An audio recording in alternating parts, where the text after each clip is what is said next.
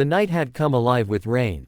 Heavy drops pattered against the windshield of Daniel Carter's sleek black Mercedes as the wipers swayed back and forth, cutting through the blur of city lights that shimmered on the wet pavement. Inside the car, the warm glow of the dashboard lights made the atmosphere feel cozy, a stark contrast to the storm outside. Daniel, a man in his mid-30s with sharp features softened only by the gentleness in his eyes, kept his hands firmly on the wheel. Beside him, in the back seat, his 6-year-old daughter Lily was buckled in, humming quietly to herself as she clutched her favorite stuffed bunny. To the world, Daniel was a man who had it all. A successful real estate tycoon, a millionaire who had risen from nothing, and a father who devoted himself to his little girl after losing his wife in a tragic accident 3 years ago. Yet behind the polished suits and grand mansion, there was a man still haunted by the emptiness of loss, trying to fill the silence of his nights with his daughter's laughter. Lily was his anchor, his reason to keep going, his reminder that love still lived, even when it hurt. The car slowed as they drove past the city park, its trees swaying violently under the storm's command. The street lamps flickered, casting broken shadows across the sidewalk. Daniel wasn't paying much attention until Lily's small voice suddenly pierced the soft hum of the car. "Daddy," she said, her tone laced with confusion, "why is she sleeping there?" Daniel's brows furrowed. He glanced to his right, following his daughter's gaze. His chest tightened. On a weathered wooden bench under a swaying tree, a woman lay curled up, her thin coat soaked through with rain. Her arms wrapped tightly around herself as if that might shield her from the cold. Her face was hidden behind strands of damp hair, but even from the distance Daniel could see the exhaustion etched into the way she lay still, shivering. He gripped the steering wheel tighter.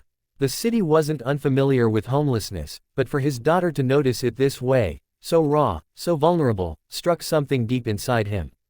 "Maybe she's just resting, sweetheart," Daniel murmured, hoping to ease Lily's concern. But her wide, innocent eyes peered up at him in the rearview mirror, filled with questions he couldn't ignore. "But, Daddy," Lily pressed, "she looks cold. Why doesn't she have a bed like us?" Daniel exhaled slowly, his heart twisting. He could explain the realities of the world, tell her about hardship, about poverty, about how some people fell through cracks too wide for anyone to bridge. But how could he crush that innocence? How could he tell his daughter that kindness wasn't always enough to heal life's wounds? Instead, he pulled the car to the curb, the tires splashing against the flooded street. Lily's face lit up with curiosity as Daniel unbuckled his seatbelt. "Stay here, Lily," he said gently. "I'll just check on her." The storm greeted him with icy hands as soon as he stepped out, soaking his tailored coat within seconds. He walked toward the bench, each step heavy with uncertainty. The closer he got, the more details revealed themselves. The woman's shoes were worn to the sole, her fingers were red from the cold, and her body trembled beneath the thin fabric of her coat. She couldn't have been much younger than him, maybe early 30s. "Miss," Daniel called softly, his voice cutting through the rain. The woman stirred faintly, lifting her head just enough to reveal hollow eyes that darted to him with a mixture of fear and weariness. I'm fine," she rasped, her voice cracked, as though unused for days. "Please, just, leave me alone." Daniel hesitated. She clearly didn't want to be disturbed. But something about the way she said it, about the hopelessness in her tone, made him linger. For a moment, he was no longer the successful businessman, he was the boy who once grew up with little, who knew what it felt like to go hungry, to wonder if tomorrow would be kinder. From the car, Lily's small voice called out again, muffled through the glass. "Daddy, is she okay?" The woman's gaze shifted toward the car, and for the briefest moment, her expression softened as she caught sight of Lily's curious face pressed against the window. Daniel swallowed hard. He couldn't just walk away, not with his daughter watching, not with his conscience stirring awake. The rain continued to pour, merciless and cold. Daniel shrugged out of his coat and draped it gently over the woman's shoulders. She stiffened in surprise, her eyes widening, as though she couldn't believe someone would offer such a gesture. "You'll get sick out here," Daniel said quietly. "At least take this." Her lips parted as if to protest, but no words came. Instead, she clutched the coat tightly around herself, a flicker of gratitude and shame battling in her eyes. Daniel stood there, the storm soaking through his shirt, caught in a moment he hadn't expected. In his heart, he knew this night would change something. He just didn't know how much. And in the back seat of the car, Lily whispered to her bunny, her innocent voice filled with certainty, "Daddy's going to help her.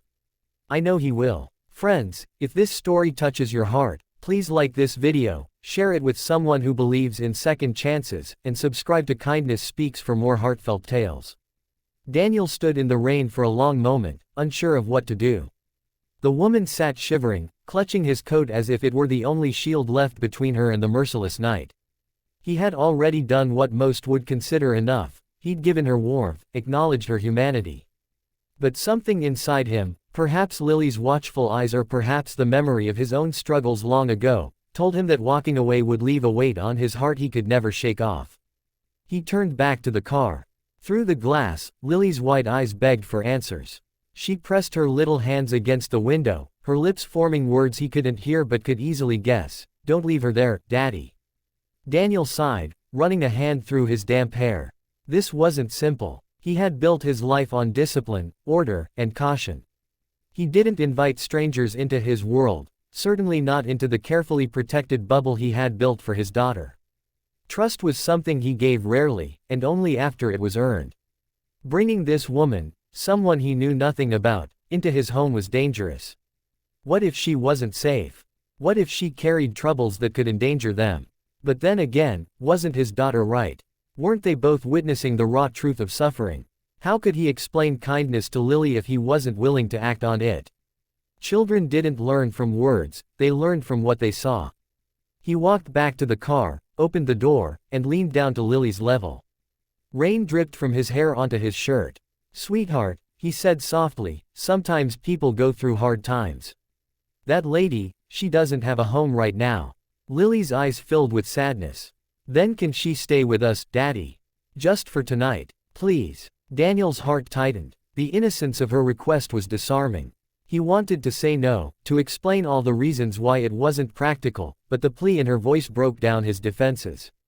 He looked back at the woman, still huddled on the bench, the coat slipping from one shoulder as she tried to make herself invisible. He straightened, took a deep breath, and walked toward her again. "Listen," he said gently, his tone firm but kind. "It's pouring out here, and you're not going to make it through the night like this. I have a place, a safe place. Come with me. Just for tonight. You'll have a bed, food, and warmth. No strings attached." The woman shook her head weakly, panic flashing in her eyes. "No, I can't. I don't belong in a place like yours. I'll manage." Daniel crouched to meet her gaze, lowering his voice. "I've seen enough nights like this to know no one manages out here. Not in this weather. And my daughter, she's watching. She doesn't understand why someone should suffer alone. Please, don't make me teach her the wrong lesson." For a moment, silence hung heavy between them, broken only by the rain. Finally, with trembling hesitation, she nodded. And as Daniel guided her toward the car, he knew his life, and Lily's, was about to change in ways he could never have predicted. The ride back to Daniel's mansion was quiet, filled only with the hum of the engine and the steady rhythm of rain against the windows. Lily kept sneaking glances at the woman, who sat tensely in the passenger seat, clutching the coat as though it were a fragile lifeline. She said nothing, her gaze fixed on her lap, her hands trembling faintly. When they arrived, Daniel parked outside the grand stone house, its warm lights glowing against the storm. He opened the door for her, but she hesitated, staring at the sprawling home with a mixture of awe and dread. "I shouldn't be here," she whispered, as if saying it aloud might make her invisible. "You're here because you need to be," Daniel replied firmly, guiding her inside.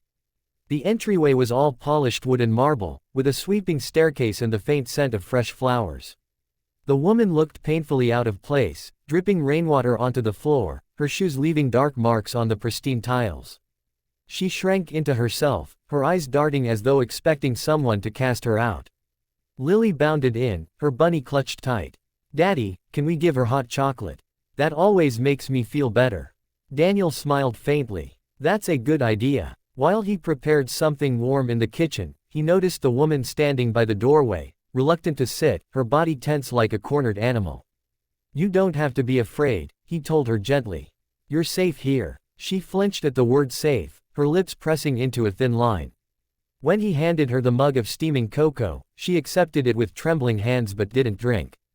Instead, her eyes welled with unshed tears, and her voice broke. I don't belong in places like this. I used to, but not anymore. Daniel caught the weight in her words. She wasn't just homeless, she was carrying a story, a fall from a life she once knew. He didn't press her. Instead, he let silence carry compassion. Lily climbed onto the sofa beside her, resting her bunny on the woman's lap. It's okay, she said innocently. Daddy always says everyone deserves kindness. And for the first time that night, the woman's lips curved into the faintest, fragile smile. Over the next few days, the house slowly adjusted to its unexpected guest. At first, Emma, as Daniel finally learned her name, kept her distance, speaking little and moving cautiously, as though afraid every kindness might vanish without warning. She spent hours sitting quietly in the guest room, staring out the window as if the world beyond it still belonged to her more than the shelter she had been given. But Lily's warmth proved impossible to resist. The little girl would knock on her door with drawings in hand, insisting Emma keep them. She would chatter about school, about her bunny, about the stars she loved to watch from her window. Slowly, Emma began to respond, her voice fragile at first, then steadier, as if the threads of human connection were stitching themselves back together. Daniel, meanwhile, observed quietly. He arranged fresh clothes for her, stocked the kitchen with things she might like, and gave her space without pressing for answers. Yet he noticed how she handled things with quiet dignity, washing her own dishes, folding the sheets, even offering to help with Lily's homework. There was a resilience about her, hidden beneath the exhaustion. One evening, as they sat by the fireplace, Lily fell asleep curled against Emma's side. The firelight softened Emma's features, and Daniel found himself studying her with a mix of admiration and sorrow. You don't owe me anything, he said gently. You deserve more than just surviving. Emma looked into the flames, her eyes reflecting both pain and longing. I used to believe that. But life has a way of taking everything until you forget who you were. Daniel leaned back, thoughtful. He understood more than she knew, the ache of loss, the fight to keep going for someone else. Perhaps, in helping her, he was healing a part of himself too. The days turned into weeks, and little by little, Emma began to transform. With food, warmth, and the safe rhythm of a home, her cheeks gained color, her eyes a quiet strength. She began smiling more, especially around Lily, whose laughter seemed to unlock doors Emma had long sealed shut.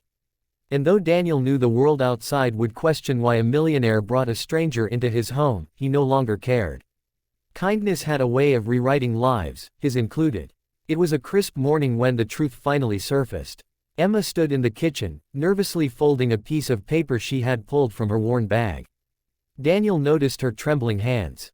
What is it? He asked gently. She hesitated, her eyes lowering. I should have told you sooner. I wasn't always like this. She gestured to herself, the exhaustion, the fragility. I had a job, a family, a little girl of my own. But when my husband left, and my daughter got sick, I lost everything. I spent every penny on hospital bills. When she didn't make it, I couldn't hold myself together. I lost my home. I lost myself. Her voice cracked, and tears slipped down her cheeks. She braced herself for judgment, expecting pity or dismissal. But Daniel didn't move away. Instead, he stepped closer, his expression soft with empathy. Emma, he said quietly, you haven't lost yourself. You're here. You're stronger than you realize. You survived what would have broken anyone. Emma shook her head, grief etched into every line of her face. I thought I didn't deserve a second chance. Daniel reached out, gently resting his hand on hers. We all deserve a second chance. And you're not alone anymore. Just then, Lily padded into the room, rubbing her sleepy eyes. She climbed onto Emma's lap without hesitation, resting her head against her. You can stay forever if you want, she murmured drowsily. You're like family now. Emma froze, the child's simple words unlocking something inside her. She hugged Lily close, tears falling freely, but this time they weren't only tears of sorrow. They carried relief, gratitude, and the faint light of hope. From that day forward, the change became undeniable. Daniel offered Emma a role in his company, not out of charity, but because he saw her intelligence, her resilience, and her potential. Emma accepted, determined to rebuild her life with dignity. Slowly, she stepped out of the shadows of her past and into a future where she belonged, not as a burden, but as a woman rediscovering her worth. And as weeks turned to months, the bond between them deepened. Daniel no longer saw her as the woman on the park bench, he saw her as part of the family he hadn't realized he was still capable of having. On quiet evenings, as Lily laughed between them, Daniel would think back to the night of the storm. What began as a simple act of kindness had grown into something far greater, a chance at healing, at love, at new beginnings. And deep down, he knew Lily had been right all along. Kindness could change everything. If this story moved you, please share it, leave your thoughts in the comments, and subscribe to Kindness Speaks for more stories of love, redemption, and hope.